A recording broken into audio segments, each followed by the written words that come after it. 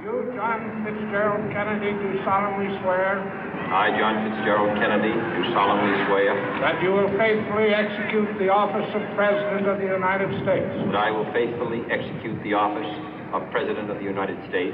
And will, to the best of your ability. And will, to the best of my ability. Preserve, protect, and defend the Constitution of the United States. Preserve, protect, and defend the Constitution of the United States. So help you God. So help me God.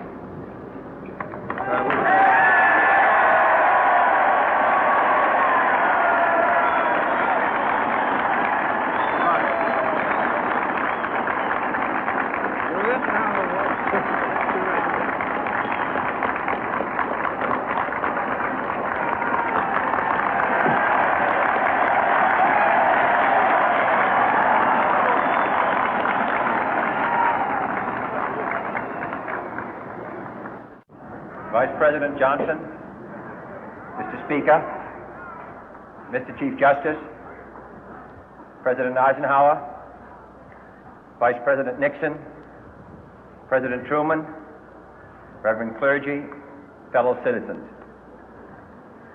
We observe today not a victory of party, but a celebration of freedom, symbolizing an end as well as a beginning, signifying renewal as well as change. For I have sworn before you and Almighty God the same solemn oath our forebears prescribed nearly a century and 3/4 ago.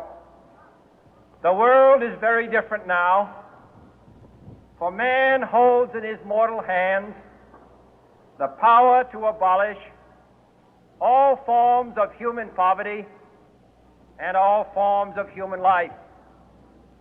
And yet the same revolutionary beliefs for which our forebears fought are still at issue around the globe. The belief that the rights of man come not from the generosity of the state, but from the hand of God. We dare not forget today that we are the heirs of that first revolution.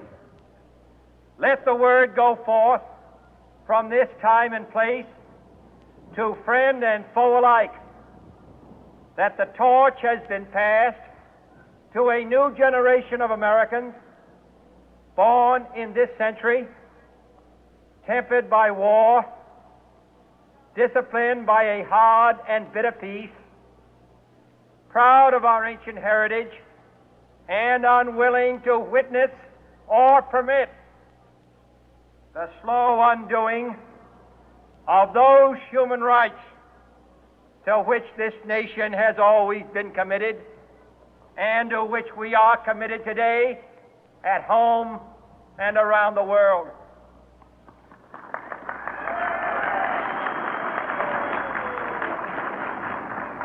Let every nation know, whether it wishes us well or ill, that we shall pay any price, bear any burden, meet any hardship, support any friend, oppose any foe to assure the survival and the success of liberty.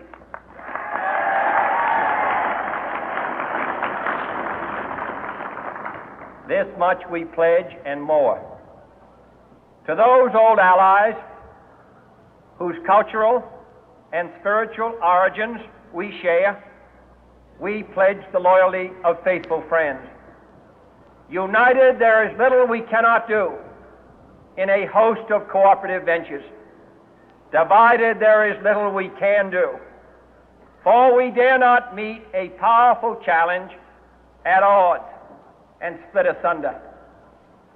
To those new states whom we welcome to the ranks of the free, we pledge our word that one form of colonial control shall not have passed away, merely to be replaced by a far more iron tyranny. We shall not always expect to find them supporting our view, but we shall always hope to find them strongly supporting their own freedom, and to remember that in the past, those who foolishly sought power by riding the back of the tiger ended up inside.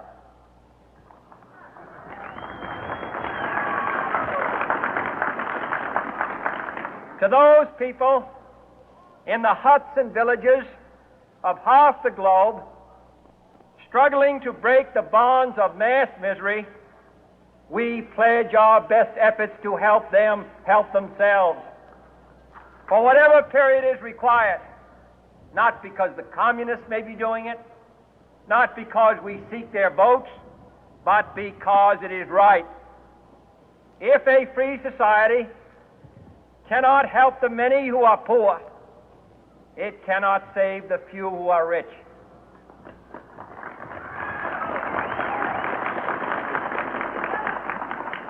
To our sister republics south of our border, we offer a special pledge to convert our good words into good deeds, in a new alliance for progress, to assist free men and free governments in casting off the chains of poverty. But this peaceful revolution of hope cannot become the prey of hostile powers. Let all our neighbors know that we shall join with them to oppose aggression or subversion anywhere in the Americas. And let every other power know that this hemisphere intends to remain the master of its own house.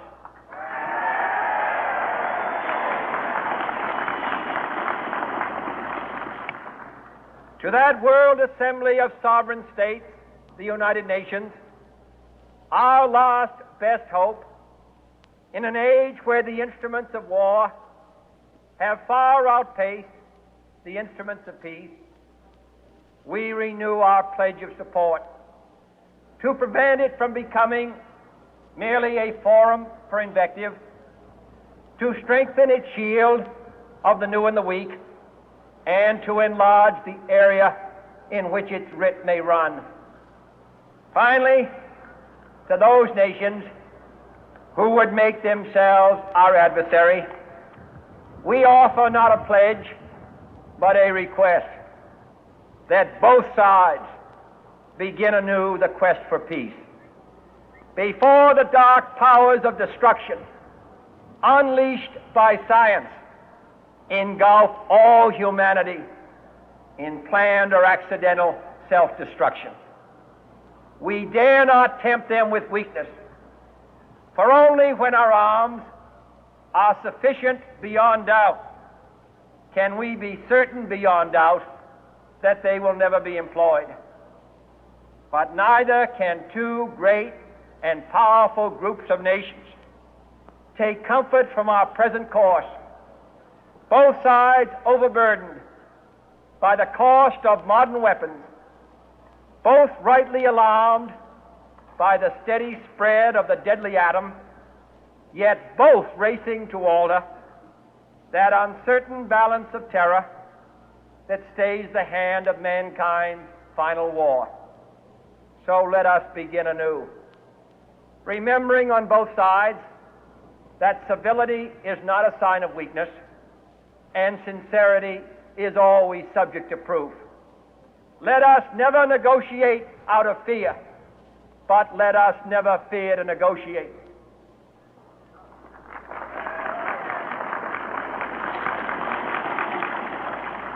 Let both sides explore what problems unite us, instead of belaboring those problems which divide us. Let both sides, for the first time, formulate serious and precise proposals for the inspection and control of arms, and bring the absolute power to destroy other nations under the absolute control of all nations.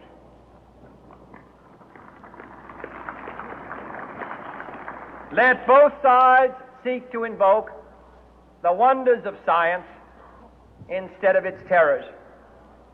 Together, let us explore the stars, conquer the deserts, eradicate disease, tap the ocean depth, and encourage the arts and commerce. Let both sides unite to heed in all corners of the earth the command of Isaiah to undo the heavy burden and let the oppressed go free. And if a beachhead of cooperation may push back the jungle of suspicion, let both sides join in creating a new endeavor, not a new balance of power, but a new world of law, where the strong are just and the weak secure and the peace preserved. All this will not be finished in the first 100 days, nor will it be finished in the first 1,000 days, nor in the life of this administration, nor even perhaps in our lifetime on this planet. But let us begin.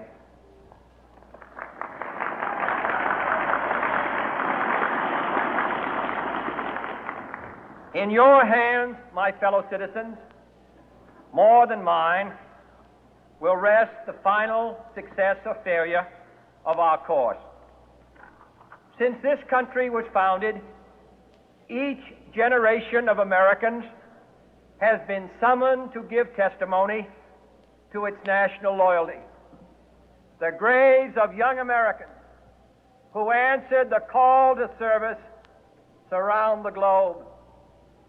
Now the trumpet summons us again, not as a call to bear arms, though arms we need, not as a call to battle, though in battle we are, but a call to bear the burden of a long twilight struggle, year in and year out, rejoicing in hope, patient in tribulation, a struggle against the common enemies of man, tyranny, poverty, disease, and war itself. Can we forge against these enemies a grand and global alliance, north and south, east and west, that can assure a more fruitful life for all mankind? Will you join in that historic effort?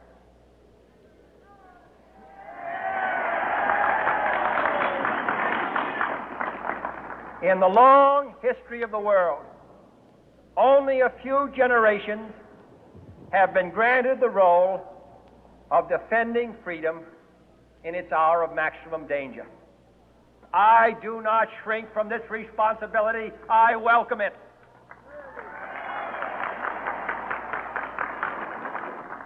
I do not believe that any of us would exchange places with any other people or any other generation. The energy, the faith, the devotion which we bring to this endeavor will light our country and all who serve it. And the glow from that fire can truly light the world. And so, my fellow Americans, ask not what your country can do for you. Ask what you can do for your country.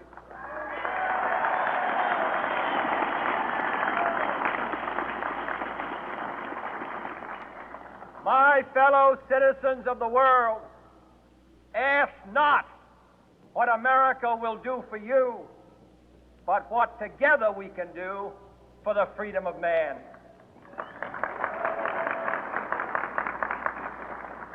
Finally, whether you are citizens of America or citizens of the world, ask of us here the same high standards of strength and sacrifice which we ask of you. With a good conscience, our only sure reward, with history the final judge of our deeds, let us go forth to lead the land we love, asking His blessing and His help, but knowing that here on earth God's work must truly be our own.